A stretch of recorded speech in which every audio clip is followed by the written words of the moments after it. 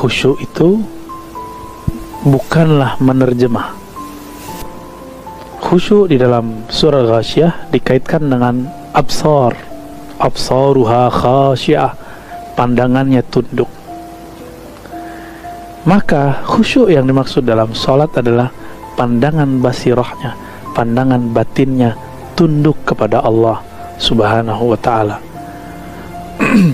Kita kalau bertemu orang yang sangat kita hormati, kita akan tertunduk, tidak mampu melihat wajahnya yang mulia kecuali beliau memperkenankannya. Dulu waktu saya berguru kepada masyaikh-masyaikh dari Suriah, kita awalnya tidak sanggup memandang wajah mereka sampai mereka mengatakan, tabi'uni, tabi'uni, matanya lihat sini. Ini perbedaan orang kita berguru dengan orang Arab. Kita berguru ke kiai-kiai masyaikh kita, mata kita tertunduk. Ini yang disebut adab. Tapi bagi mereka melihat wajahnya yang disebut beradab, itu juga disebut khusyuk. Betul, banyak metode untuk khusyuk.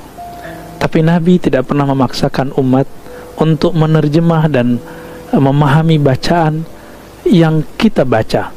Inilah masalah dosa-dosa kita yang sudah kita timbun lama. Kita belajar Al-Quran cuma belajar hafalannya, bacaannya, tapi tidak melatihkan memahami maknanya. Maka orang-orang di luar agama kita, peneliti-peneliti dari barat sana, mereka heran, kenapa ada orang Islam baca Quran tapi dia tidak mengerti isinya, membacanya lancar tapi pemahamannya tidak mengerti. Ini aneh daripada umat Islam. Sedangkan di agama mereka, kitab-kitab sucinya diterjemah, meskipun kemudian pasti terjadi beberapa perubahan, tapi targetnya mereka membaca lalu faham. Di dalam Islam, untuk menjaga keutuhan, kemurnian, keotentikan Quran tidak boleh dibawakan yang di dalam sholat itu adalah Quran terjemahan, mesti Quran yang asli, yaitu teks Arabnya.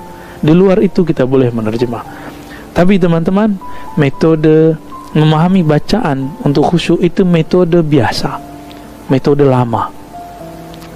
Ini yang diistinbatkan orang, janganlah kamu sholat wa antum sukara, jangan kamu sholat kamu dalam keadaan mabuk sampai kamu sadar apa yang kamu baca.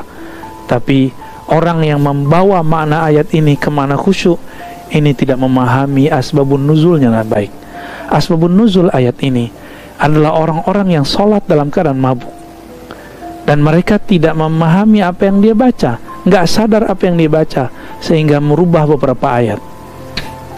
Bukan orang seperti orang Indonesia atau sekitar Indonesia yang tidak mengerti bahasa Arab lalu membaca. Ini bukan mabuk. Jadi betapa kita zalim kepada umat lalu mengatakan mereka yang tidak paham baca Quran lalu disebut mereka mabuk. Jika demikian, maka semua mungkin 90% orang yang sholat di masjid-masjid kita adalah orang mabuk.